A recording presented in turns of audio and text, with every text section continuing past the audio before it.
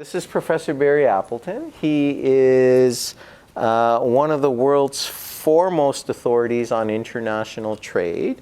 He is one of North America's foremost authorities on CUSMA, NAFTA, the FTA. He is also the largest private collector of Inuit art in Canada, which we're not going to talk about too much during this session. We can do an entire discussion on that one, especially here in Ottawa. Yeah, and he also has been repatriating a lot of Inuit art and sending it back to the communities from which it originated. One thing, just so you know what a good life this gentleman has led, he worked with Pierre Trudeau. Not Justin Trudeau, Pierre Trudeau in the early 80s. So he looks younger than most of us here. And the last thing I will say before we get going is he's also the Energizer Bunny. So you'll feel his energy, you'll feel what he has to say, because this is, and we've been saying this for a couple years at the Canada School, this is a moment for Canada. Our Prime Minister calls it a hinge moment. This is a moment for Canada. And some of the things that we're going to talk about over the next hour or so are things that are critically important, not only to us, but more importantly to our children. Because if we don't get more things right than wrong over the next little while, ... So with that, Barry, I'll turn it over to you. You have the clicker. You wrestled it out of my hand. So we'll go through a presentation, then we'll have a conversation, and then we'll start pulling in people from the audience. Over to you, Professor. Great. Well, first of all, I want to say what a delight it is for me to be here today. And as I go through the discussion, I think you can understand why it was so important for me to come and share this with you, because I am convinced that when we want to look at the answers, because I'm going to look at the issue about trade, we're going to look at the impact about the CUSMA. And by the way, do not take President Trump's word on what the CUSMA means, including his words last night. I will correct them and help you to understand. But we're going to look about trade and the impact that trade has had to focus on new issues that are really important for us. So I've spent the last 5 years really focusing in on the impact of digital innovation and how that kicks in to trade. Now, I wrote my first book about the NAFTA in 1994. I was spent 3 years in public service, and I finished up being an advisor to the Cabinet Committee in Ontario on the NAFTA negotiations. And so I wrote a book when I finished with that, and there were a whole pile of issues that were unresolved. And guess what? When I go back to that chapter, they're still unresolved. Okay? I also helped negotiate the agreement on internal trade and brought the first successful internal trade challenge in Canada. And guess what? They're still not quite resolved either. So I'm not known for being engaged in areas that move quickly, and then all of a sudden, wham. We have been hit with an unbelievable moment, an unbelievable discussion. But the answer, I'm just going to tell you, over the end of the day, the answer to all this is going to be about capacity.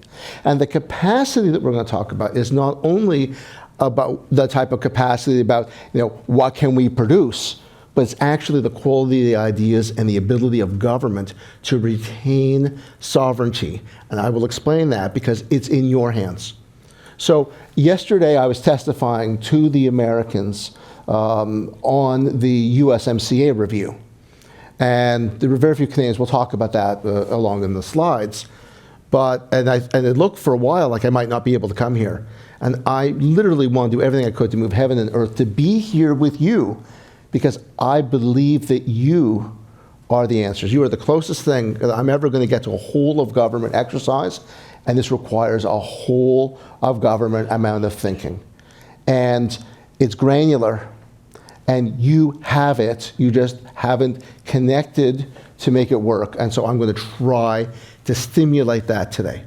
So even though the first part of the conversation is going to be a little depressing, I feel like I'm the weatherman in Winnipeg, okay?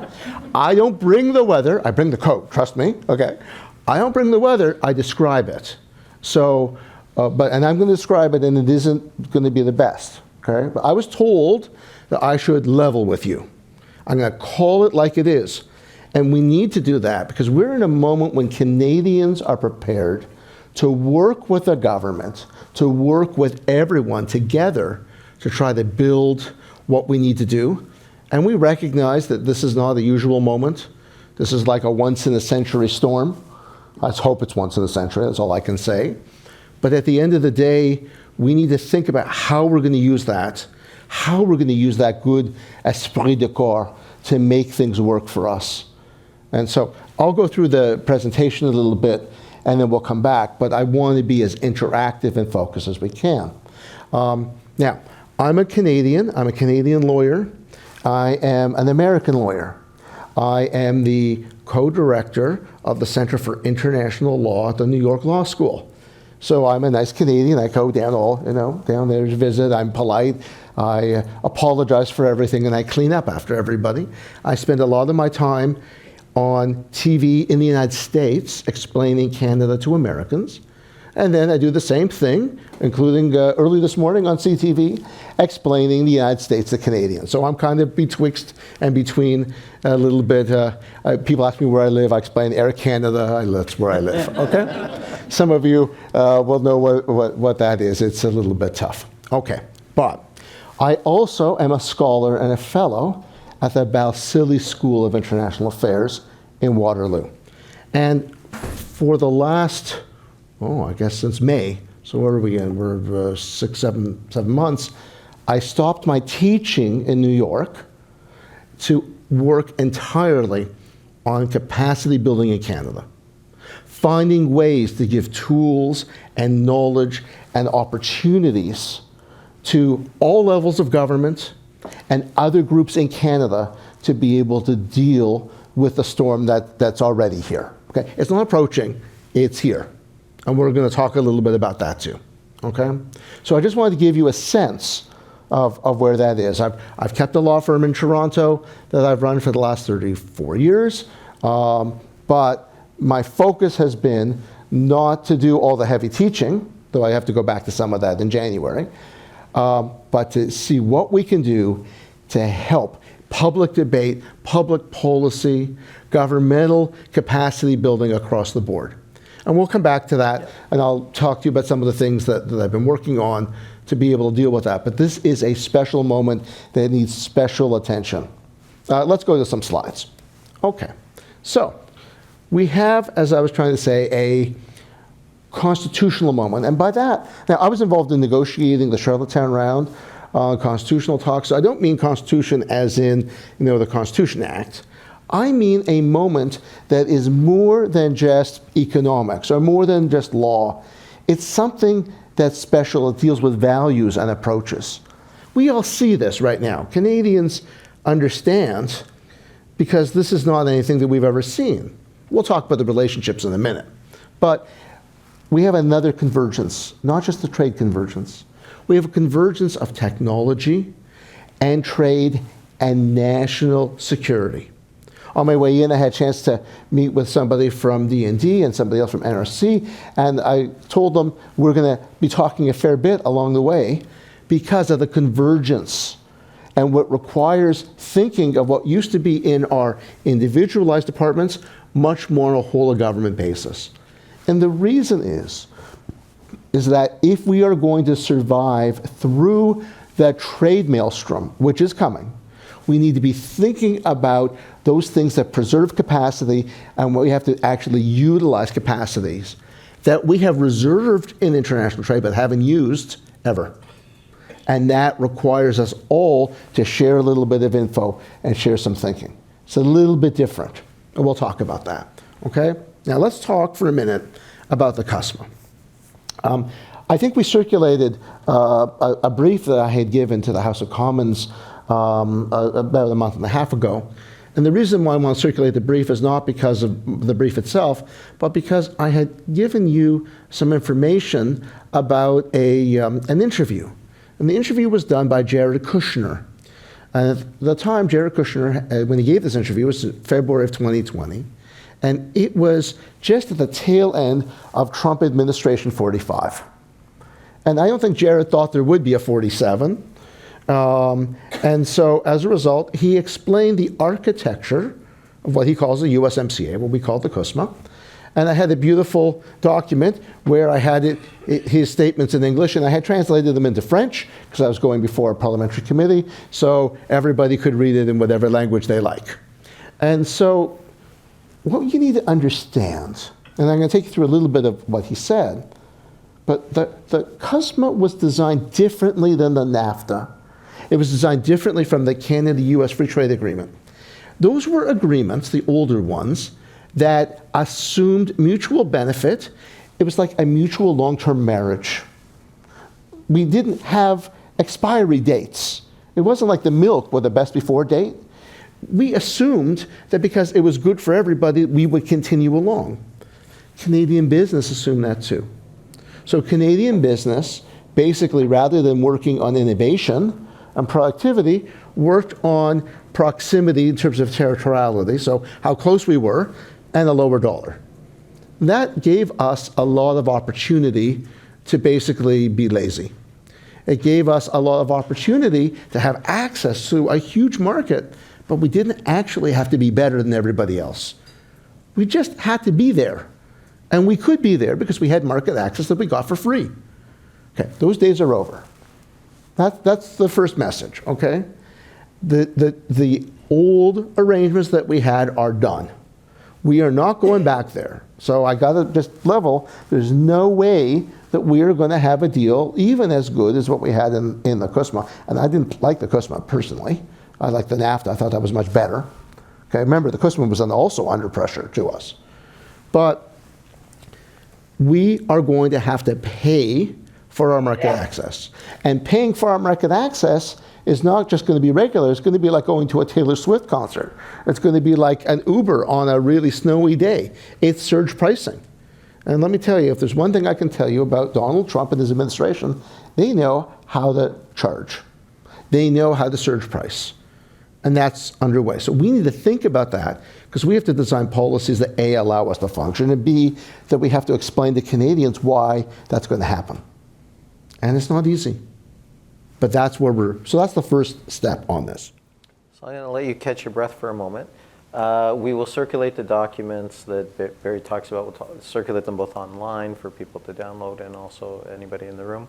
There was also another person who wrote something interesting. I think it was Peter Navarro wrote in Foreign Affairs. If you're interested in kind of the philosophy behind CUSMA and some of the things that Barry's talking about, there's this notion that the agreement is, like most agreements, kind of about A, B, and C. That's what most agreements are. But the understanding on the American side from the people who negotiated it are much more, I don't want to say sophisticated, but much more geopolitical in nature before we discovered in Canada what geopolitical means. No, I'm going to say they're more sophisticated. And that one of the reasons is, and we'll talk about this, is that they have structural committees integrated, what we call a force multiplier in terms of defense, where they can take one idea and automatically share it out to people who already have security clearances that will be able to work with them. So they call them ITACs in the United States. We call them SAGITs in Canada. But in Canada, we got rid of our SAGITs for budgetary reasons about 20 years ago. And the Americans kept them. The French have them. The Brits have them. The EU has them. The Australians have them. Why don't we? I mean, this is exactly the type of issue about where we're not quite ready and we need to be ready. So, well, I'll take you through it though, but I will show you why we've known for a long time about the architecture of the CUSMA. The problem is that we didn't believe it. Our biggest problem has not been that we don't have information and intel, is that we have been disbelieving the intel. I teach game theory, and in game theory we have a process called Bayesian analysis where we can be able to deal with that and do an analysis to be able to give it a weighting for various options. We never did that because we're Canadian. We always think good of everybody else, and we thought we would be good. And in fact, we were good. but the other side wasn't. So I try to explain this is sort of like a very bad marriage. We had trade monogamy for the longest time, but we had a partner that wasn't monogamous. And the transaction became the issue. Whatever last night was the most important thing and nothing else. You can have as much marital therapy as you like.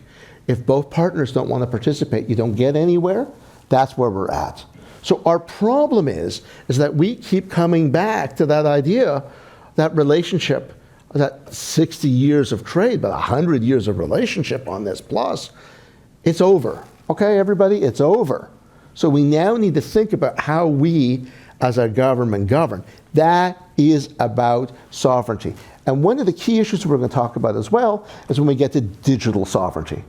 And when I appeared yesterday before the committee, I gave a discussion. I talked primarily about why strong rules and the rule of law was good for America. It wasn't just good for Canada. It's very good for America. It's good for brand America. It's good for the markets. Markets like predictability. They don't like this. This is really a very good thing. What do they want to talk to me about? Assistant USTR for the Western Hemisphere focused one key question to me, talk to me about digital sovereignty. And I explained, and I'll get there, but I'll explain foundationally that digital sovereignty was actually good for America. Canadian digital sovereignty is good for America, and I'll come back to that. Now, as you go to your next slide, there might be some people online, there might be some people in the room that are kind of going, well, you know, this is Donald Trump, this will go away. I think what people need to understand is this is structural. Like somebody, the complete opposite of Donald Trump, probably Joe Biden, the complete opposite of President Trump. The very first thing that Joe Biden did when he became president, on the very first day, he signed an executive order that ripped up the presidential permit for Keystone XL. President Biden declared baby food a national security issue. President Biden spent the vast majority of his presidency on Buy America. So if people are of the belief that the current US administration is an aberration. Well, let me just riff on that for a moment. For 17 years, I had an office in Washington, D.C. And so I know a little bit about how Washington goes. Here's one of the key things you need to understand. There are interests that are different from friendships. But the best interests in Washington are those that can give you money and can give you votes. And Canada can do neither. So when Canada can do neither, we're very low on the pecking order or nowhere on the pecking order. When you can bring in a coalition with people that have both, all of a sudden you get higher on the pecking order. So, and the other thing is, the neoliberal agenda, which was about the rule of law and these treaties and keep building the treaties and the structures, and the WTO, where we're going to look at trade right rather than trade might, and all of those things, that's over. It's not coming back. I spent my life living that, negotiating those types of agreements. It's finished. But we need to get our heads around, as policymakers, to understand now we have a new reality. We've got to think about how we implement and deal with that.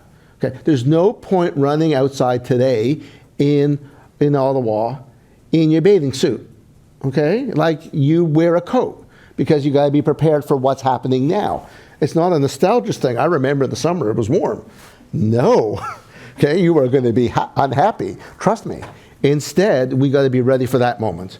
And we need to come up with public policy that can meet that moment. And it's not beyond us, but we need to think about this differently. And so I'm going to walk through that. Okay? So let me just tell you, what I saw in Washington was a deeply organized process. Okay? So we think that the public policy in Washington is not organized because we see a lot of it by Truth Social tweets, and they do not look organized. Okay? And they're often not correct. Last evening, the president said that the USMCA will run out in a year. It does not. Okay? What there is a review process. That review process has to be indicated by the end of June of this year. And if it's indicated, then every year there's a review. If everybody said it was fine, there would be no more reviews. That's not going to happen. We know that. So foundationally, that is not really the problem. There's going to be another problem. I'm going to talk to you about that in a second. Now, in these hearings, 150 people were giving testimony. I believe there are about 3 from Canada. I was the only one yesterday, for sure. And 2, I believe, are on today. So we're not getting our voice heard. Now, it's not for the government of Canada to show up. That's not what governments do. But everybody else should have been there. And they had members of Congress. We could have had members of Parliament. We could have had provincial governments. We could have had all types of Canadian organizations. And I was told that one of the reasons why we didn't have people there was because we thought our American friends would speak for us. Okay, that's a big mistake. Okay, they're not speaking for us, they're speaking for them. We need to speak for us. They needed to see a Canadian there to be able to tell my lived experience and tell them why that this treaty would be good for them and good for us. Well, I'll pause you there because the way I really try to hammer this home to people when we talk about special relationships, when we talk about, and we do have a relationship that's different from most of the world with the United States. But that does not mean that we have carte blanche. That does not mean, the way that I say this that I think seems to resonate is there is not a single member of the U.S. House of Representatives or a single U.S. senator that represents something called Canada. They all represent various parts of the United States. And I think sometimes as Canadians, with a little bit of naivete, we forget that sometimes. We kind of go, well, Michigan this, Maine that, half of Florida is Quebecers and the other half of Florida is people from Calgary. There are no U.S. representatives that are elected by people called Canada. And so, that's very true. So at the end of the day, we have some issues. The key thing here is that the review is a structural process, and the risk to us is existential. That's the difference. And that's because we have spent so long having so much of our trade balances with the United States, and we are unable to pivot quickly. The Prime Minister is doing everything he can to be able to pivot. But it's like planting a tree. The best time to plant a tree is 20 years ago. Okay, the next best time is today. I understand, but if you want shade, you're not going to get it. We need trade shade. We don't have it. We can't have it. So we need to think about how we work that through. And it's not easy because it's very aggressive what we're seeing. Okay, let's talk a little bit about termination of the CUSMA. I think this is really important. We've been talking a lot about the review, but what we haven't talked about is Article 34.6. A party may withdraw, and you can withdraw on 6 months written notice. That does not mean a tweet by the president, but it could be an executive order from the president. And President Trump has withdrawn from other treaties by executive order. Now, constitutionally, as an American lawyer, I could tell you that there are some questions whether that should be lawful or whatever. Ask the Indians. He withdrew from their treaty in 2019. They still don't have it. Nobody went to the Supreme Court to fight about it. Nobody did anything with it. They still don't have a treaty. So what I read into the comments from the president last night is that he is ready, if he thinks it's in his interest, to invoke the 6-month rule and end the treaty. And for sure what we know is that he does not want a trilateral treaty because he feels that the Canadians can gang up with the Mexicans. He wants 2 bilateral treaties. So that means an end to the treaty anyways. But at the end of the day, what's the value of a treaty if nobody's following it? That's really the question. And so we need to think about that. But this Section 34.6 is quite key for us because we don't have a treaty or it's going to come through. Markets will be rough. Capital investment has pretty well dried up. It's going to be over. It's over. And we need to deal with it. It puts a 6-month window. No government can afford to not have a treaty. So we're going to have to put all our resources, all of our focus, all of our efforts into figuring out what that treaty is going to look like. We need to know about that. We need to get capacity ready for that. This is not that there's a 16 years to go. You have the ability that it could be pulled out, the rug being pulled out from us, and I think that's a very real risk. Okay? So what we've been talked about a lot is this review. That's 34.7. Okay? That's fine. That just doesn't mean very much. It's the fact that it can be terminated. So rather than having a 16-year treaty, we have a 6-month lease. That's what we've got. Okay? And that was done by Jared Kushner. Kushner, who you see has come back now, did the deal out in Gaza, has got the deal that he's working on right now with Russia, who's clearly back. He likened all of this to a real estate transaction. He said, when you own a great property, the preference is always to lease for a shorter duration. He said that by having a shorter duration, we'd have the opportunity to give leverage to the stronger party. And the part I didn't quote in here, but he says is, I assume that the stronger party is going to be able to get an extractive price. Okay, so he built the architecture of this to make us have to pay more if things were working well. Okay, so for Canada, they were working well. Canada's going to have to pay more. Okay, my suspicion is a lot more, and that's very, very difficult for the Prime Minister, who basically promised he would negotiate as good a deal as he could. I don't think there were a lot of very good options on the table. And when the extra leverage is put in by the termination clause, then we're really in a bad spot. And the termination doesn't have to actually be invoked. If the president just starts to hint on it, which is what I think he's already doing, we already have a problem. And that is a significant issue for us. So I need to get the trade part up there first, because after the word tariffs, we start looking at digital. The Americans, so the deal they did with the EU, it's public now. A quarter of the provisions are about negotiation goals of the Americans with the Europeans on digital. So it's not like it's only about tariffs. It's heavily focused to the new economy. And that's an economy, by the way, where the Americans have a surplus with Canada, and so they have a lot to lose if they don't actually get this to work. But they are driving a very tough agenda, and we need to know about that. Okay? So I'm going to talk briefly about some of these implications. Okay? But the key thing I want to say is our defense has to be structural and not sentimental. I grew up believing in a sentimental attachment. This is what we were talking about. Sentimental sense of where our place was. That's over. We just have to get over it. It's tough. We need to think slightly different way. We need to be there. And we have to do it without anger. So I want to talk briefly about digital sovereignty. I'm going to give you 3 pillars of digital sovereignty, just so we can start with a conversation.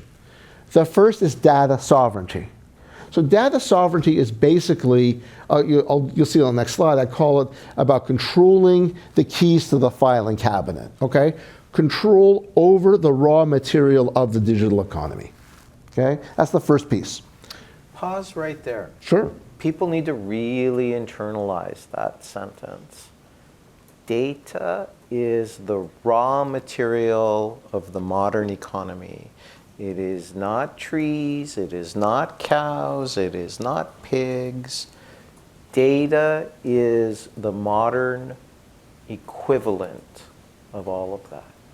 And in that data, we need to think about it. So we need to think about not just our privacy legislation, PIPEDA, which is now out of date. We need to think about where we use the data and how we start to classify data. Is the data national security? Is the data core to the national foundations of government?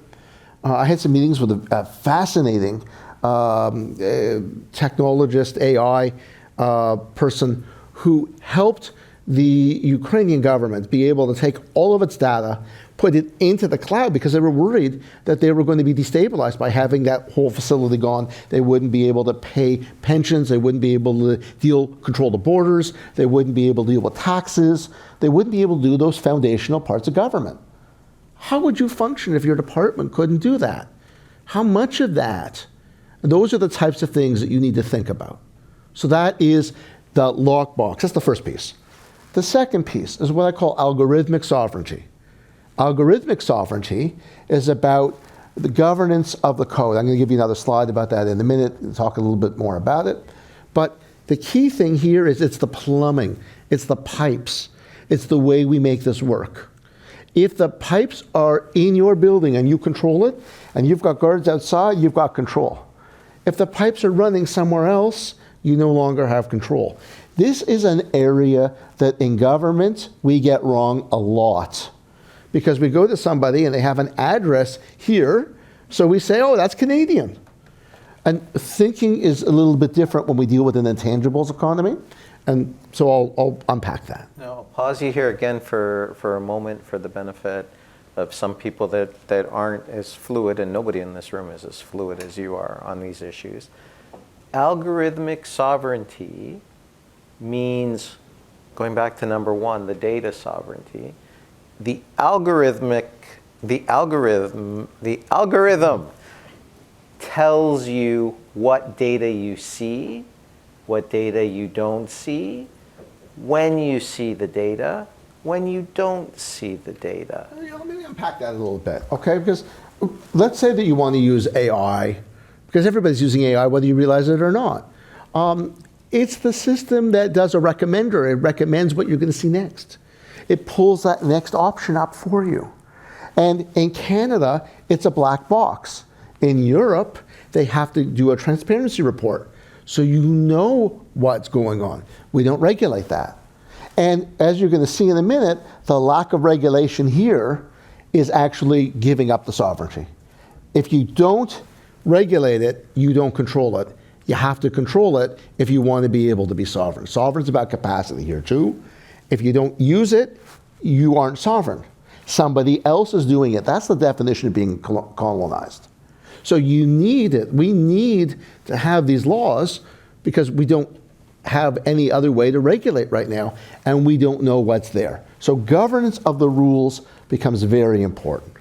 Then the third part is compute sovereignty, ownership of the infrastructure. And I'm going to give you an example of another country, Switzerland, and where they're actually doing it, I think, in a better way than we're doing it, and what that looks like and how the choices that you make. Okay? I'm going to pause here. Compute sovereignty. Mm-hmm. Think of compute sovereignty is as who has the capacity to make use of the data in a highly sophisticated way. The compute is basically, the world has moved to big data. We all know this.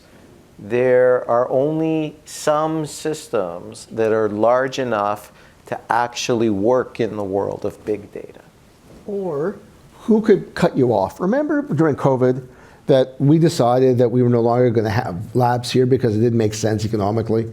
So we put all of our production over to Wisconsin, and we paid for it, and everything was going to happen, and we were waiting for the vaccines, and all of a sudden the Americans said, no, we need them for ourselves. We're not giving them to you. We paid for them. We had this deal. No. So if you can be cut off, that's in compute as well. We need to think about that because we're in a world of export controls and sanctions and the use of those types of coercive tools. They're every day now. We need to think about that and how we engage in public policy around that. And COVID wasn't that long ago. If you go back in your memories 3, 4, 5 years, there are many quotes from US politicians that say something to the effect of, we will export the COVID vaccine to Canada only if and when every single American who wants a vaccine has received a vaccine. Only then will we allow Canadians to have access. So we decided that we would build a facility out by Quebec City to make vaccines. Still not open because it takes time. See, our problem is that we're dealing with public policy choices from a long time and legacy issues that we now need to be able to deal with, and we see the effects. All right, so now we will be able to make vaccines starting this year. Great. But we need to think about it in the world now of data and how that works. So again, for each of these pillars, I just added a little line to this set of slides. Who has the keys to your filing cabinet? Can others access your data? That's the first one, data sovereignty. 2, operational rules embedded in the code and the plumbing. That's algorithmic. And the third, the blueprints. That's really what compute sovereignty is going to be and how that comes together. And then we'll see, do you need to have all the blueprints or can you live with a little bit? And we can talk about that. So why does this matter? Well, because the CUSMA already, we started to put limits last time. They basically gave us Chapter 19 on digital stuff, and we just said, yeah, okay, this sounds good, and we just signed it. We didn't have a policy in Canada, but we signed it anyways. I wrote a paper for the Balsillie School called Code Before Clause, and where now, because the GAC has asked everybody, should we be signing on to the EU code right off the bat? And the answer that I wrote back to them was, no, you need to have a policy in Canada first. First, you need to decide what your domestic needs are, what you need to do. Then you decide what you limit, because the trade agreements are about limitations. They're not about fulfilling the types of things for new policy. That's the difference with the intangible economy. When you deal with IP regulation and trade agreements, and when you deal foundationally with digital, you're dealing with limitations on your national capacity rather than the opposite. So this is called in the world, this is called freedom to operate. If you could maybe give us a little kind of definition of freedom to operate. Well, the real issue here, rather than the definition there, is you want to know what your core capacities are that you need before you engage in the limitations. Now, here's the good part. I'll get to what you're going to get to at the end. There are exceptions and reservations built into the treaty. And those exceptions and reservations were put by the Americans, not by us. But they could be used by us to be able to carry out these foundational elements.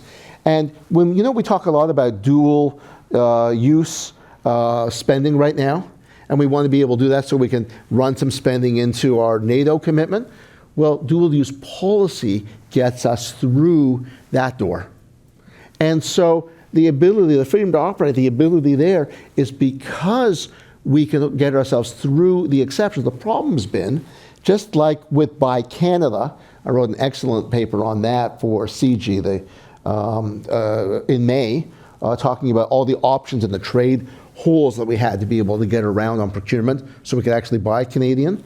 The limitations were mostly on us saying we weren't going to do it, the sentimentality, I'd call it, rather than our limits on being able to do it. Yes, it said we couldn't do it, but yet if you looked at the limitations, you looked at the exceptions, we could, but we didn't, because we didn't think that was nice, okay? That world is over. We need to think about it, okay? So let me just flip over to sovereign compute for a bit. I want to walk through this so we can have a broader discussion. Okay. Sovereign compute is about what can you have in your country, how do you make sure that you have it. And I say that this is foundationally now a geopolitical power. Now everyone's going to say, well, why does Canada need a geopolitical power? Because we can be cut off. It's not because we want to deploy our power, it's that we don't want to be cut off from being able to do our core functions. Last week, ChatGPT went down for half a day, and all types of services failed, and people were going crazy. Airlines couldn't function, all types of things couldn't happen. Our world is interconnected on these issues now. What happens if it's cut off not by an issue of a mistake or even by a threat actor, but on purpose? That's the problem. That's why. Could we not operate our borders? In fact, actually, we've been having problems with our borders. Different problem, though. That was a technological one. Okay? How do we operate if we could no longer deal with pensions? If we couldn't deal with our taxes? We couldn't deal with the government payroll? I know, these all sound familiar. I know. The fact of the matter is, you need to have a sovereign system to make sure that the problems are our own, not caused by somebody else. Okay? So the infrastructure is the strategic battlefield for this next decade. We need to be able to think about that. And so here I want to just bring to your attention Apertus. Apertus is Switzerland. Switzerland has a totally national sovereign compute strategy. Okay? For us, we've been going to the market. They, in Switzerland, didn't trust anybody. They built it all themselves. They used national infrastructure, they used national lines, they used national universities. They did it all. That's because I spent time in Switzerland. They don't trust anybody. In fact, they don't trust each other. But for sure, they don't trust me, probably for good reason. And so they built it all. Now, is that more expensive? Yes. But is reliability more expensive? Yes. And you need it. There are other countries, Israel does it. There are other countries that have reasons why they do it. But once you have that, you can't be cut off. And that is really critical. Now, this takes us to the impact of the Cloud Act. I don't know if I've got the Cloud Act yet. No, so let me just go back for a second. The Cloud Act is a piece of American legislation that regulates what's in the cloud. The Cloud Act has deep extraterritorial impacts. The deep impacts are, and that's why we talked about one of these issues about the plumbing, where the lines are. If your data crosses into the United States, if it crosses into a server or a node that's in the United States, even though it's not US data, it's Canadian data going to Canadian, but it crosses through the US in some way, the Cloud Act applies. And Microsoft had one of their VPs at a hearing in France in June, and the French said, because they have very careful legislation about this, and they said, well, what are you going to do, Microsoft, if you have a conflict between the Cloud Act and our French national legislation? And the VP for France said, we're going to follow the Cloud Act. They did it in French because they figured no one in Washington would pay attention. Okay, well, we speak French in this country, so we know what they said. Okay, so you basically had, to the Senate of France, one of the three largest companies in the world dealing with it, saying, we're going to ignore you. We don't want to, but we're prepared to ignore you. So what's important here is you need to have data that is mission critical. Health data, personal privacy data, core data to run defense. You need to ensure that that is running entirely and solely in Canada. And that requires different type of thinking. And that requires different type of money, because our market's smaller. And what you can't do is you can't go to a Canadian company and go to them and say, can you do it, and then have them subcontract it to an American. That's the easiest way to do it, the hyperscale, right? Can't do that. We can deal with that by contractual provisions. We can deal with that with legal provisions. We can deal with regulatory provisions. But for sure, that's what you have to do. And yes, it's going to cost more, but then you can actually have it. So, and the wrapper around all this in current nomenclature, and we're starting to use this in the Government of Canada, we're starting to use this in the broader Canadian economy, is the sovereign stack. That the key parts of the system, whether they're compute, whether they're algorithmic, whether they're data storage, that we have to get some of those things to be sovereign, if not all of those things, quickly to be sovereign. If you think about it, I don't know if any of you own Teslas or any of you have friends that own Teslas. If you've ever been in an airplane, if you've ever been in a train, if you've ever been, everything today that's material that matters is just software. Cars are software on 4 wheels. Airplanes are software on 2 wings and 2 engines. If you control the software, if you control the instructions for the software, it is the modern equivalent of controlling the Suez Canal. It is the modern equivalent of all the kind of the choke points throughout history in economies. It's the modern equivalent of having the greatest navy in the world when nobody has a navy. It is the modern equivalent of ... And this is one of the things as a teaching organization that we've been trying to instill into people, that these are the things that matter today. These are the consequential things. And the world shifted over the last 20, 30 years, and we didn't pay as much attention to these things as we should have. Well, I'm trying to keep this at a high level, but let me give you another granular, specific thing. So one of the things we talk a lot about is about AI and when we want to use AI. And so we have data that we ring fence, that we keep in to, in a governmental way.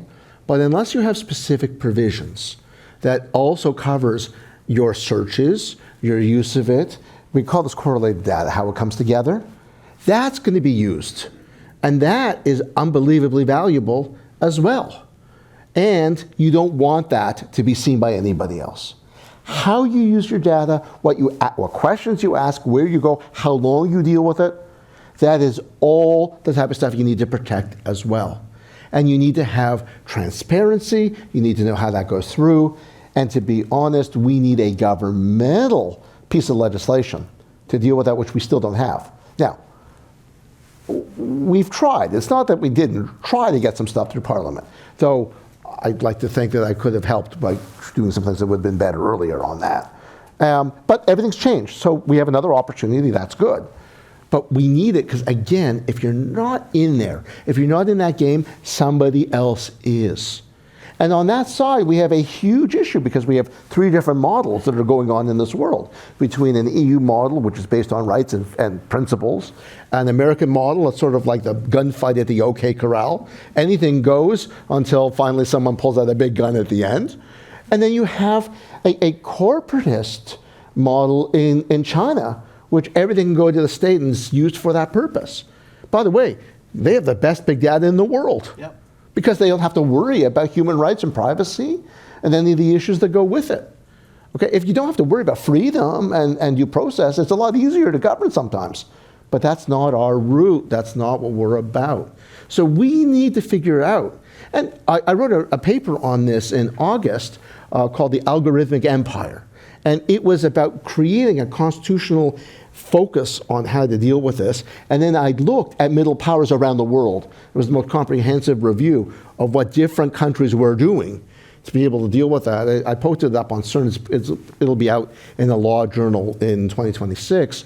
But it's been one of the most downloaded papers in the world since I posted it in August, because no one had actually done the work to focus on that. But I'm not going to try to focus on that right now. I want to focus on the big ideas as we go through. So all I want to tell you about the purchase is it's possible. They did it. We can do it. It costs a little bit more money. I think it's money that's well spent because you can't go back. That's our problem. Okay? And so they built physical infrastructure, legal insulation, and national strategy. We should be thinking about those types of things. Those are the types of capacities in the digital age. Okay? Right now, we're kind of fragmented. We're highly dependent on hyperscalers. Hyperscalers are like Amazon Web Services or Azure. And we have to be really particularly focused for government use, healthcare use, and critical infrastructure. When the Americans asked me the question yesterday about digital, I told them that digital sovereignty for Canada was unbelievably important for the United States because having robust and reliable critical infrastructure in Canada would protect America. They get their energy from us. If our grids go down, they lose. If they want critical minerals from us and our logistics systems go down, they lose. I gave them three. I can't remember what the other one was, but it was good. If the border goes down, Well, actually, air traffic control. They didn't care about the border. But they did care about not having critical minerals. And let's just talk for a minute about critical minerals. Because I'll talk briefly about the need for patents and innovation and the focus that goes with having that, because that gives us a moat in Canada for jobs and focus. And one of the things I would suggest to all of you is if you give money to the private sector, that you should be forcing them to have to put patents in. And by the way, I also would like the government to own a piece of that, because I think that will help repay the money that's going out. The patents are what gives us the cushioning for to keep jobs in Canada, to keep a future in Canada. And that's really key in this economy that's based about knowledge and understanding. But foundationally, I just want to talk for a moment about the Ring of Fire and critical minerals, because that's a very good example of something that is here, where we have something the Americans want desperately, that they need to power this whole area. just the ability to have the titanium and chromite and the platinum group minerals. Those are the ones that we see in the Ring of Fire, particularly in the Juno claim. There's two. There's Wyloo, owned by the Australians, and Juno, which is Canadian. They can create tremendous opportunity for Canada. And I've been watching the news how terrible the situation is with Algoma steel. But actually, they could take the mineralized ore from the Ring of Fire and actually process it in Sault Ste. Marie. It's the natural spot. And we would be able to now have something to do with all those people who are losing their jobs and provide significant value added. In other words, value added types of things are so much better for Canadians, okay? Because we take the raw materials and sell them out, and then they're processed, and we buy them back at a huge price. Here, we could actually have a say in where that's going, and it's available for us. So we need to think a little bit differently than what we've done, and that's an immediate thing, because I feel really terribly about what's going on there, okay? So let's just, I don't need to talk about the consequences in terms of, you see, I think sovereign compute is probably important, okay? So I won't tell you why I go through that. And the lessons from Switzerland are treat sovereign compute as national infrastructure. Pay for it. Build Canadian capacity. Require sovereign cloud contracts, especially if you have critical public sector issues. Integrate computer into your trade, into your AI. We've even talked a lot about AI. I didn't have time to do that for this. And cybersecurity. And ensure that the CUSMA doesn't preempt this. And because of the provisions that are in there for national interest and national policy and national defense, we can do that, but you have to get it justified along the way. And that's been our problem. Our problem hasn't been that these aren't national defense concepts. It's that we haven't had one side of the government speak to the other side of the government and say, hey, do you agree? And if they do agree, have a memo to file so we can go for it. It's not an accident that the Americans thought about this stuff a lot earlier than we did. And the reason why is because they were home to the hyperscalers. Amazon, Google, Facebook, Microsoft. This is their business. And they informed their political elites that this is kind of where the world is going, and these are why the things are important, which gives you a sense of understanding why it's important to have some sectors of your own economy be owned domestically, because it's not just about kind of lobbying, it's about intelligence as to where things are going. So please join me in thanking Professor Appleton. Thank you. Thank you very much. Thank you. It was really interesting. Thank you so much.